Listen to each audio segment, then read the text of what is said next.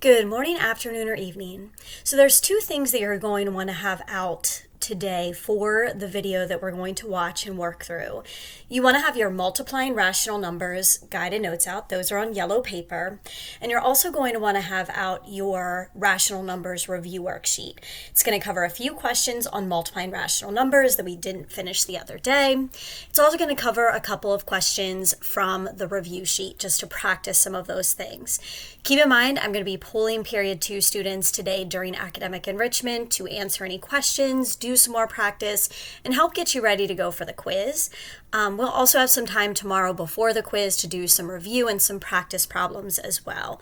So just be aware of those things. I know it's not ideal for me to be out a couple of days in a row for your class, but I did want to make sure to cover this stuff as best as we could before the quiz. So we left off, I believe, with question number 4 in the multiplying rational numbers guided notes.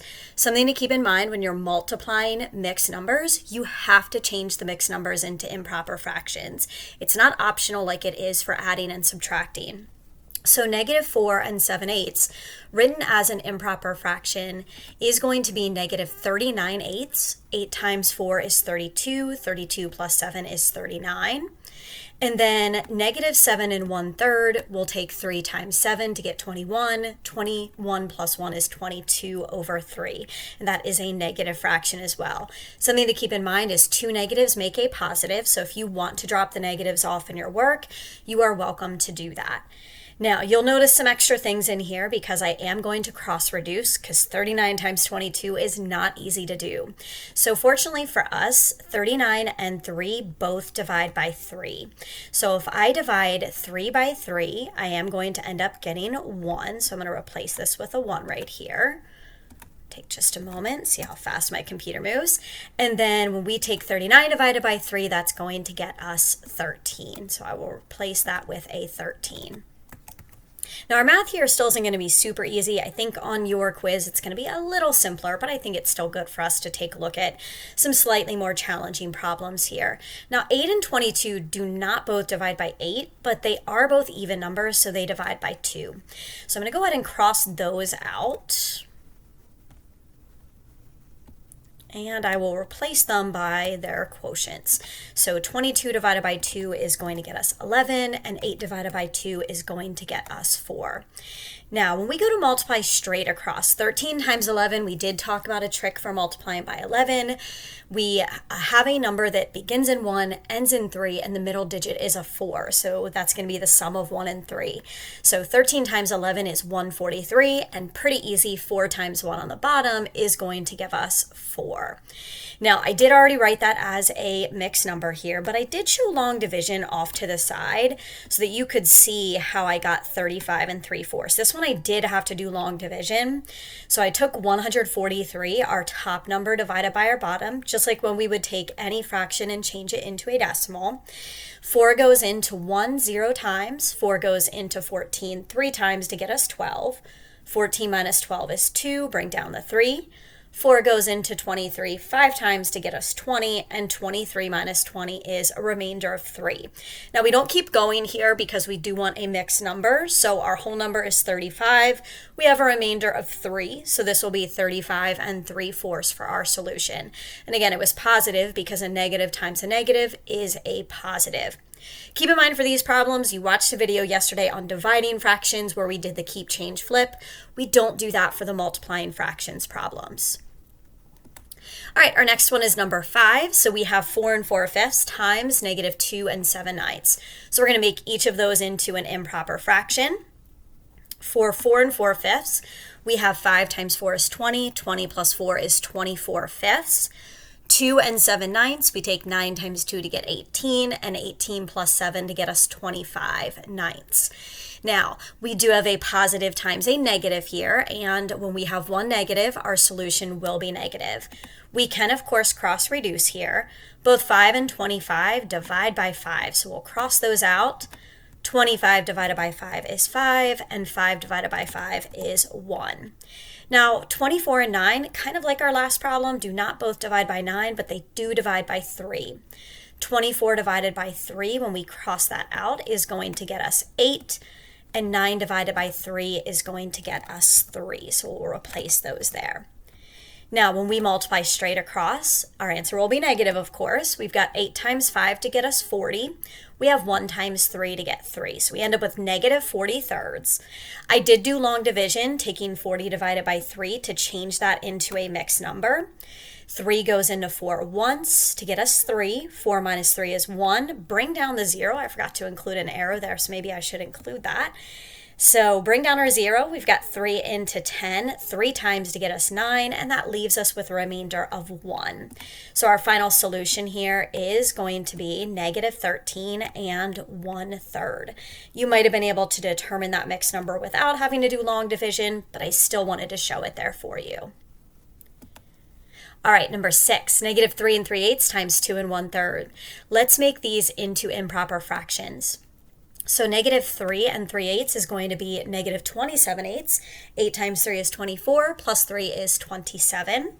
2 1/3 is going to become 7/3. 3 times 2 is 6. 6 plus 1 is 7. Now the 7 and the 8 do not reduce, but 27 and 3 both divide by 3. 3 divided by 3, of course, is 1, and 27 divided by 3 is 9. Now we have one negative again, so our answer will be negative. We have 9 times 7 on the top, which is 63. 8 times 1 on the bottom, which is 8. Now 8 goes into 63 7 times to get us 56. 8 times would get us to 64. So I know my remainder is just under 8. It's going to be 7. So this will be negative 7 and 7/8 for our solution. Now, the last question that I want to look at from these notes is number 7, because you will see a problem like this on your quiz. So we need to find 1/3 times negative 2.75 and write our answer in simplest form. Now, we have two different forms of numbers. We have a fraction times a decimal, so we need to make them the same. Excuse me. We know that 1/3 is a repeating decimal, so we want to change negative 2.75 into a mixed number. So we want to think about what that is. That's going to be negative 2 3/4. Again, I would study that chart of fraction decimal combinations to memorize. That will make life a whole lot easier. So we have 1/3 times negative 2 3/4. We do have to make negative 2 3/4 into an improper fraction. 4 times 2 is 8. 8 plus 3 is 11/4. Now there's nothing to cross reduce here, so we have to multiply straight across. 1 times 11 is 11, and 3 times 4 is 12. We had one negative, so our answer is negative. So our answer will be, we disappeared there for us. Our answer will be negative 11/12. All right, our remaining two questions in this video are going to cover two of the problems from the Rational Numbers Review Worksheet. Now, we'll cover a few more of these during academic enrichment today. If you're someone who's not going to be with us because you have course, don't worry, I'll provide a video and some practice for you. We'll also review some of these things prior to our quiz tomorrow, so we'll start about halfway through the period. I would recommend maybe you try these two questions on your own and kind of pause the video to try them and then check them using the video. The two problems we're going to see are numbers 7 and 9. Keep in mind numbers 8 and 10 are kind of similar problems that you could also try on your own. So again, feel free to pause the video, try number 7, and then watch the video to see if you got it correct. So number 7 looks a whole lot like the problem we just saw. Negative 3.75 is a pretty easy decimal to change into a mixed number for us. 7/15 is not one that we probably have memorized. So I would recommend rewriting negative 3.75 as negative 3 3/4 and then multiplying those two fractions. Now, it did ask us to write our answer as a decimal. We can talk about that just to get some practice writing our answers as decimals as well. But we do want to write negative 3 3/4 as an improper fraction here. So that will get us negative 15/4. We've got 4 times 3 to get us 12. 12 plus 3 is 15/4. Now we can cross reduce here. We actually have two 15s diagonal from each other. So we've got these guys that we can just cross out. If you want to divide them both by 15 and replace them with 1s, that's fine. But we can also just cross those out.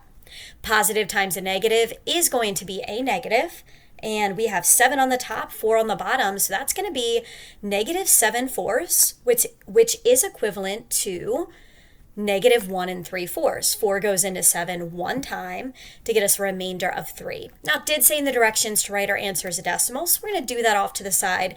3/4 is one that you should have memorized, so we should probably put somewhere here that it equals -1.75. 3/4 is 0.75. I do want to circle that as well. I didn't have it circled in here. And I typed that in because I actually originally forgot to write it as a decimal.